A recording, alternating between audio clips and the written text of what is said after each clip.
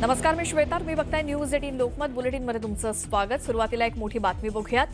ही बातमी आहे शिरूर तालुक्यातल्या पिंपरखेड इथे बिबट्याच्या हल्ल्यामध्ये 13 वर्षीय मुलाचा मृत्यू झाला होता. गेल्या 15 दिवसात बिबट्याच्या हल्ल्यामध्ये इथे मृत्यू होण्याची या भागातली ही तिसरी घटना आहे. त्यामुळे ग्रामस्थ आक्रमक झाले असून ग्रामस्थांनी वनविभागाची गाडी आणि कार्यालय जाळलं. पुणे नाशिक महामार्गावरती ग्रामस्थांनी रास्ता रोको केला असून परिसरात मोठ्या प्रमाणात पोलीस बंदोबस्त ठेवण्यात आलाय. जोपर्यंत वनमंत्री आणि पालकमंत्री घटनास्थळी येत नाहीत तोपर्यंत मृत मुलाच्या पार्थिवाला अग्नी देणार नसल्याची भूमिका पिंपरखेडच्या ग्रामस्थांनी घेतली आहे.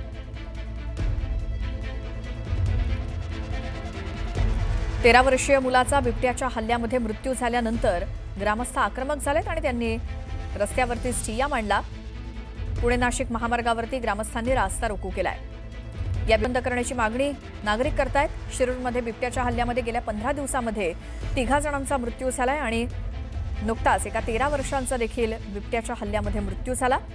जोपर्यंत वनमंत्री आणि पालकमंत्री येत नाहीत तोपर्यंत या मृत मुलाच्या पार्थिवाला अग्नी देणार नाही अशी भूमिका पिंपरखेडच्या ग्रामस्थांनी घेतली आहे.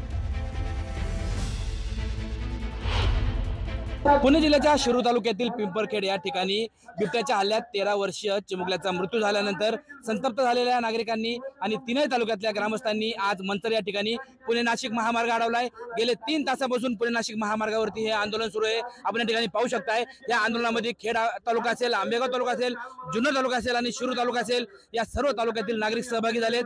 बिबट्याचा बंदोबस्त करावा, त्याचबरोबर राज्याचे वनमंत्री आणि राज्याचे पुणे जिल्ह्याचे पालकमंत्री, जिल्हाधिकारी यांनी घटनास्थळाला भेट द्यावी अशा मागण्यांसाठी हे आंदोलक गेल्या 3 तासांपासून या ठिकाणी पुणे नाशिक महामार्गावरती बसलेत. वाहनांच्या लांब रांगा लागल्यात. आपल्यासोबत काही आंदोलक आहेत. काय सांगा, खरं तर बिबट्याच्या हल्ल्यात 13 वर्षाच्या मुलाचा मृत्यू झालाय आणि आता इथे पुणे नाशिक महामार्गावरती रास्ता रोको आंदोलन चाललंय. हा काय पहिला मृत्यू नाहीये, हा आहे तिसरा मृत्यू आणि 22 दिवसामध्ये 3 मृत्यू, 7 दिवसाला 1. म्हणजे काय आम्ही काय बिबट्यांना माणसांची खुराक लावली आहे काय? इथले प्रथम नागरिक आमदार त्यांना आम्ही सांगितलं जनजागृती मोहीम काढा, त्यासाठी लवकर काहीतरी उपाययोजना करा. ते सांगतात मी साधा आमदार आहे, माझ्या हातात काय नाही. मग राजीनामा द्या ना. तुम्ही जर साधे आमदार आहेत तर घरी झोपा. तुमच्याकडनं होत नसेल, तुम्हाला इलेक्शनला आले का तुम्हाला कारखान्याचे 8-8 कोटी रुपये 8 दिवस वाटता येतात. मग कारखान्याच्याच साठी ऊस लावलाय, त्या ऊसामध्येच बिबट्या पोहोचतोय. मग त्याच भागनिधीमधून तुम्ही उपाययोजना करा ना. तुम्ही का पाठीमागे सरताय? खरं तर आंदोलन सुरू आहे. आंदोलनात प्रमुख काय मागण्या आहेत? अजून किती आंदोलन चालेल? आंदोलनाची प्रमुख मागणी एकच आहे की इथले पालकमंत्री आणि वनमंत्री यांनी आलंच पाहिजे आणि लवकरात लवकर आम्हाला ठोस असा पुरावा, इथला ठोस असं उपाययोजना केली पाहिजे. त्याशिवाय आम्ही इथून हलणार नाही. 1 दिवस लागू किंवा 4 दिवस लागू, आमचा ठाम निर्धार आहे. खरं तर जोपर्यंत राज्याचे वनमंत्री आणि पुणे जिल्ह्याचे पालकमंत्री या ठिकाणी आंदोलनाला भेट देत नाही आणि घटनास्थळाला भेट देत नाही आणि बिबट्या समस्यावरती ठोस आश्वासन देत नाही तोपर्यंत हे आंदोलन मागे घेणार नाही अशी स्पष्ट भूमिका या ठिकाणी आंदोलकांनी व्यक्त केली आहे. सचिन तोडकर, न्यूज 18 लोकमत, मंचर, पुणे. तर याच संदर्भातले ताजे अपडेट आपण घेऊयात आमचे प्रतिनिधी सचिन तोडकर यांच्याकडनं. सचिन, जो काही रास्ता रोको ग्रामस्थांकडनं करण्यात आला त्याबद्दलचे काय अपडेट?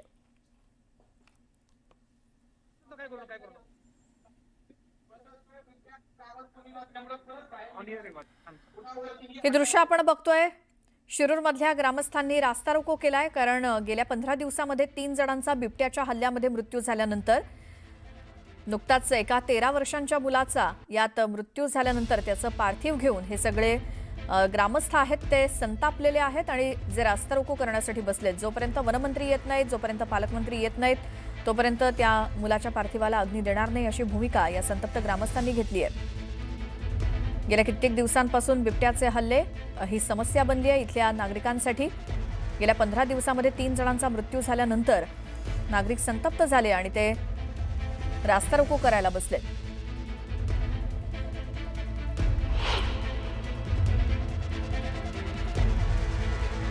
आणि ग्रामस्थांचा उद्रेक झालाय आणि त्याचा रोष कुठेतरी वन विभागावरती व्यक्त होताना दिसतोय.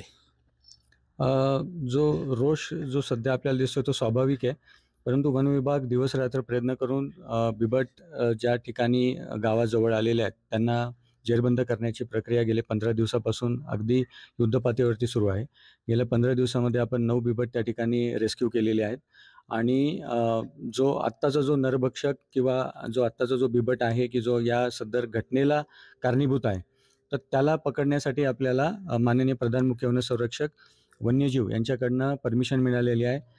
जर तो पकडला गेला ठीक, नाही तर ठार मारण्याची सुद्धा परमिशन त्या ठिकाणी आपल्याला प्राप्त आहे. त्या अनुषंगाने आपल्याकडे 5 रेस्क्यू टीम्स त्या ठिकाणी आपण बोलवत आहोत. त्याच्यामध्ये 2 शार्प शूटर्स आहेत आणि 3 जे आहेत ते ट्रँक्युलायझिंग एक्सपर्ट्स आहेत. तर त्यामध्ये डॉक्टर्स आणि शार्प शूटरचा समावेश आहे. खरं तर बिबट्यांची संख्या पाहता नक्की कोणता बिबट्या नरभक्षक आहे हे कसं आयडेंटिफाय करणार, कशा पद्धतीने नक्की कोणता बिबट्या मारणार हे थोडं आव्हानच आहे का? हो, निश्चित.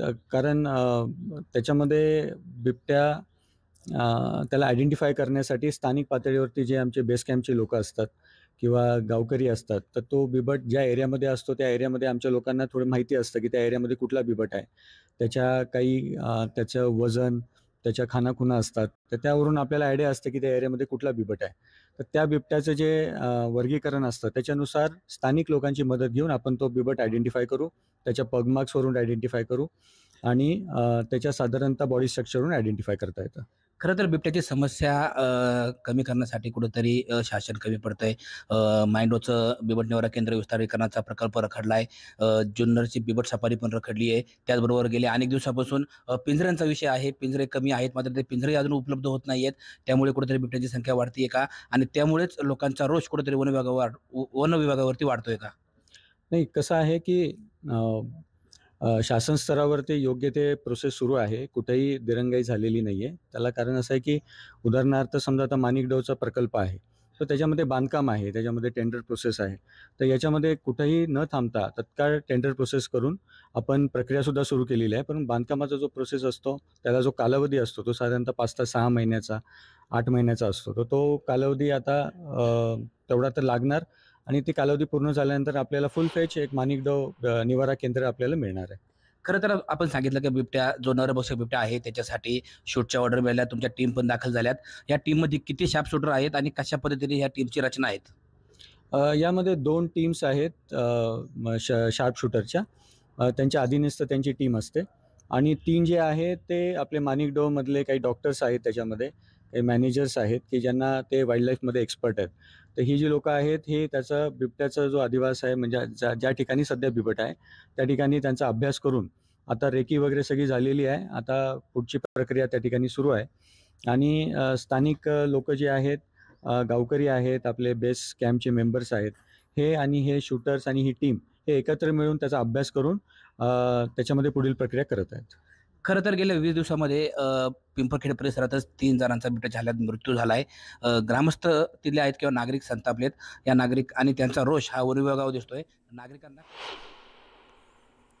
तर या सगळ्या प्रकरणातले अपडेट आपण घेऊयात आमचे प्रतिनिधी सचिन तोडकर यांच्याकडनं. सचिन, रास्ता रोको बद्दल एक काय अपडेट आणि त्यानंतर आता या बिबट्याला जेरबंद करण्यासाठी काय प्रयत्न सुरू झालेत का? खरं तर आता आपण मंतर या ठिकाणी आहोत. पुणे नाशिक महामार्ग जो आहे तो या ठिकाणी अडवलेला आहे. आपण या ठिकाणी पाहू शकताय. सुमारे 5 तासापासून या ठिकाणी हे रास्ता रोको आंदोलन चालू आहे. तर आता या ठिकाणी यांचं म्हणणं असं या ठिकाणी डेप्युटी साहेबांचं म्हणणं असं आहे, या डिपार्टमेंटचा विषय या विभागाचे ते वरिष्ठ अधिकारी ते काय सांगतात ते तुम्ही फक्त ऐका. आपल्याला योग्य वाटलं तर ते काय योग्य वाटलं तर त्यांना सांगू. त्यांच्या मनात अशी भीती आहे. त्या लोकांमध्ये आले तर लोक आम्हाला काहीतरी करतील. म्हटलं आम्हाला बिबट्याला मारायचं